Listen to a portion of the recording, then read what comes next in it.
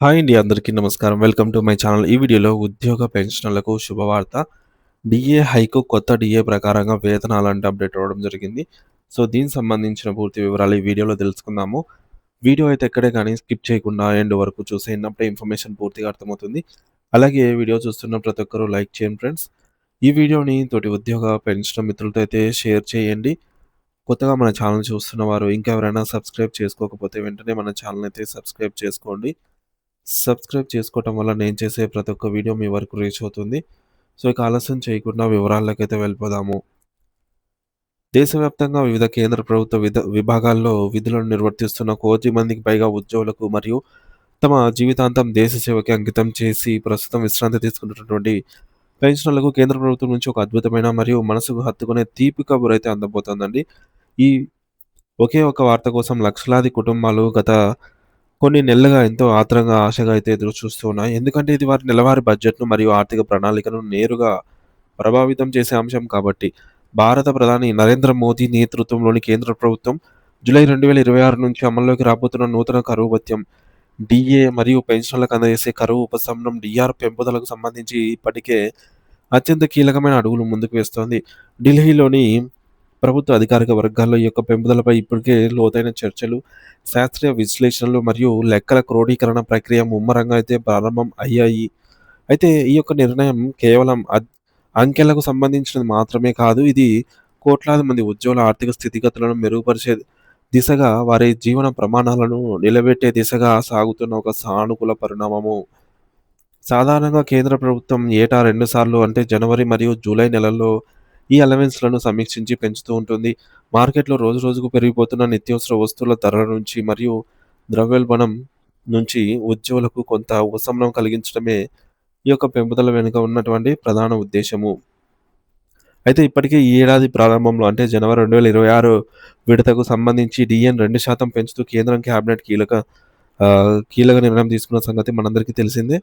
అయితే ఆ నిర్ణయం ద్వారా అప్పట్లో ఉద్యోగుల జీతాల్లో మరియు పెన్షన్‌లో ఆదాయంలో కొంతమేర పెరుగుదల కనిపించినప్పటికీ, వారికి ఆర్థికంగా కొంత వెసులుబాటు లభించిందని చెప్పొచ్చు.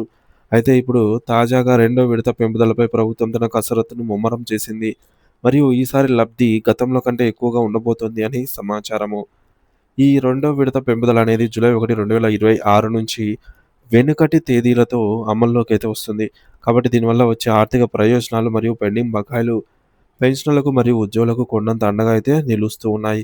ముఖ్యంగా డీఏ మరియు డీఆర్ చెల్లింపులను ఖచ్చితంగా లెక్కించడానికి ప్రామాణికంగా భావించే కేంద్ర లేబర్ బ్యూరో తాజాగా మే 2026 నెలకు సంబంధించి all India consumer price index AICPI IW గణాంకాలను అధికారికంగా విడుదల చేసింది. అయితే ఈ గణాంకాలనేవి కేవలం కాగితాల మీద ఉండే అంకెలు మాత్రమే కాదు. ఇవి సామాన్యుడి దైనందిన జీవన ప్రమాణాలను, మార్కెట్‌లో వస్తువుల ధరల పెరుగుదలను మరియు ప్రజల కొనుగోలు శక్తిని అద్దం పట్టే ప్రతిబింబాలు. సాధారణంగా కేంద్ర ప్రభుత్వం ఈ యొక్క ఇండెక్స్ ఆధారంగానే ఎంత శాతం డీఏ పెంచాలనే దానిపై తుది నిర్ణయం తీసుకుంటుంది. కాబట్టి ఈ యొక్క డేటాకు ప్రభుత్వం మరియు ఉద్యోగ సంఘాల దృష్టిలో అత్యంత ప్రాధాన్యత అయితే ఉంటుంది. అయితే ఈసారి విడుదలైన ఏఐసీపీఐ డేటాను నిశితంగా పరిశీలిస్తే గత నెలతో పోలిస్తే గణనీయమైన మరియు ఆశ్చర్యకరమైన పెంపుదల నమోదైనట్టు స్పష్టమవుతోంది.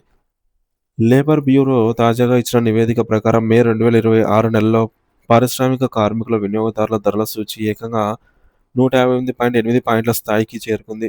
మనం ఏప్రిల్ 2026 నాటి గణాంకాలతో పోల్చి చూస్తే కేవలం ఒకే ఒక్క నెల వ్యవధిలోనే సూచీలో దాదాపు 0.9% పాయింట్ల పెరుగుదల అయితే కనిపించింది. గణాంక శాస్త్రం ప్రకారం ఇది చాలా పెద్ద మార్పుగా పరిగణించబడుతుంది. ఎందుకంటే ఇండెక్స్ పాయింట్లు పెరిగే కొద్దీ ఉద్యోగులకు అందే డీఏ శాతం కూడా దామాషా పద్ధతిలో పెరుగుతూ ఉంటుంది. అంటే దీని అర్థం ఏమిటంటే ఈసారి రాబోయే జూలై 2026 డీఏ పెరుగుదల అనేది గత జనవరిలో పెంచిన 2% కంటే ఎక్కువగా మరియు ఆకర్షణీయంగా ఉండే అవకాశం మెండుగా ఉంది. అసలు ఈ ధరల సూచి ఎందుకు ఇంతగా పెరుగుతుంది అని మనం లోతుగా విశ్లేషిస్తే, మన దైనందిన జీవితాల్లో వాడే నిత్యావసర వస్తువుల ధరలు ఆకాశాన్ని తాకడమే దీనికి ప్రధాన కారణమని అర్థమవుతోంది.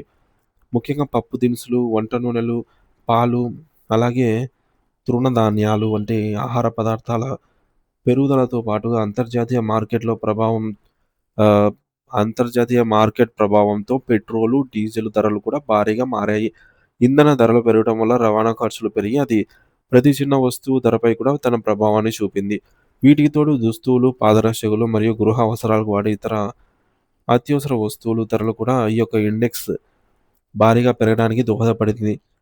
ఈ నిత్యావసర వస్తువుల ధరల పెరుగుదల అనేది వినియోగదారుల ధరల సూచీపై ప్రత్యక్షంగా ప్రభావాన్ని చూపి, తద్వారా అది డిఏ లెక్కల్లో అనుకూలమైన మార్పులకు దారితీసింది.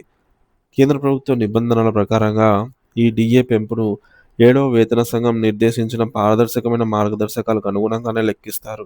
ఇందులో గత 12 నెలల సగటు ఏఐసిపిఐ ఐడబ్ల్యూ ఇండెక్స్ ఆధారంగా ఒక నిర్దిష్ట గణిత ఫార్ములాను ఉపయోగించి పెంపు శాతం ఎంత ఉండాలో నిర్ణయిస్తారు. అంటే గడిచిన ఒక ఏడాది కాలంలో ధరల పెరుగుదల సగటున ఎలా ఉందో చూసి ఉద్యోగి తన జీవన ప్రమాణాన్ని కోల్పోకుండా ప్రభుత్వం ఇచ్చే ఒక రకమైన పరిహారం ఇది. మరి ఇటీవల నెలల గణాంకాలను లోతుగా పరిశీలిస్తే మార్కెట్‌లో ధరలు ఒక క్రమ పద్ధతిలో పెరుగుతూ వెళ్తున్న ధోరణి స్పష్టంగా కనిపిస్తుంది.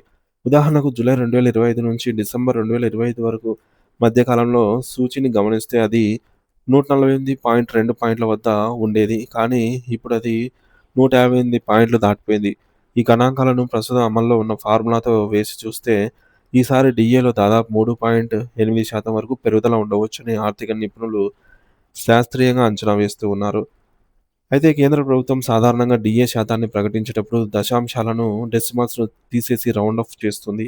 కాబట్టి 8% 3.77 వచ్చినప్పటికీ ప్రభుత్వం అధికారికంగా 3% పెంపును ప్రకటించే అవకాశం ఎక్కువగా కనిపిస్తోంది. అయితే ఇది కేవలం ప్రస్తుతం మే నెల వరకు ఉన్న గణాంకాల ఆధారంగా చేసినటువంటి ఒక ప్రాథమిక అంచనా మాత్రమే అని ఉద్యోగులు గమనించాలి. జూన్ మరియు జూలై 2026 నాటికి సంబంధించి పూర్తిస్థాయి డేటా లేబర్ బ్యూరో నుంచి వచ్చిన తర్వాతే కేంద్ర కేబినెట్ సమావేశమై అధికారికంగా ఖచ్చితమైన శాతాన్ని ప్రకటించి ఆమోదం తెలుపుతుంది. ఏదేమైనప్పటికీ జనవరి 2026లో జరిగిన 2% పెంపుదలతో పోలిస్తే జూలై 2026లో డిఏ ఖచ్చితంగా భారీగా పెరిగి ఉద్యోగుల జేబులకు మరియు ఆర్థిక అవసరాలకు గొప్ప ఊరటనిస్తుందని నిపుణులు ధీమా వ్యక్తం చేస్తూ ఉన్నారు. అయితే ఈ నిర్ణయం వల్ల లబ్ధి పొందే వారి సంఖ్య దేశవ్యాప్తంగా చాలా పెద్దది. సుమారుగా 48 లక్షల మంది కేంద్ర ప్రభుత్వ ఉద్యోగులు మరియు దాదాపు 68 లక్షల మంది కేంద్ర ప్రభుత్వ పెన్షనర్లు ఈ ప్రయోజనాన్ని నేరుగా అయితే పొందుతారు. కేవలం కేంద్రమే కాకుండా కేంద్రం డిఏ ప్రకటించిన వెంటనే వివిధ రాష్ట్ర ప్రభుత్వాలు కూడా తమ ఉద్యోగులకు దీనిని అనుగుణంగా డిఏని పెంచాల్సి ఉంటుంది. కేంద్రం 3% ప్రకటించినట్లయితే రాష్ట్ర వాటా కూడా దానికి సమానంగా లేదా కొంచెం వ్యత్యాసంతో పెరిగే అవకాశం ఉంటుంది. దీనివల్ల ఇటు కేంద్రం మరియు రాష్ట్ర ప్రభుత్వాల పరిధిలో ఉన్నటువంటి కోట్లాది మంది ఉద్యోగ పెన్షనర్స్ కుటుంబాలు ఆర్థికంగా గొప్ప మేలు చేకూరుతుందని చెప్పవచ్చు. ప్రభుత్వం తీసుకున్న ఈ నిర్ణయం కేవలం జీతాల పెంపు మాత్రమే కాదు. ఇది వృద్ధాప్యంలో ఉన్నటువంటి పెన్షనర్లకు మరియు నిరంతరం శ్రమిస్తున్న ఉద్యోగులకు ప్రభుత్వం ఇచ్చే ఒక సామాజిక భద్రత మరియు గౌరవం అని అర్థం చేసుకోవాలి.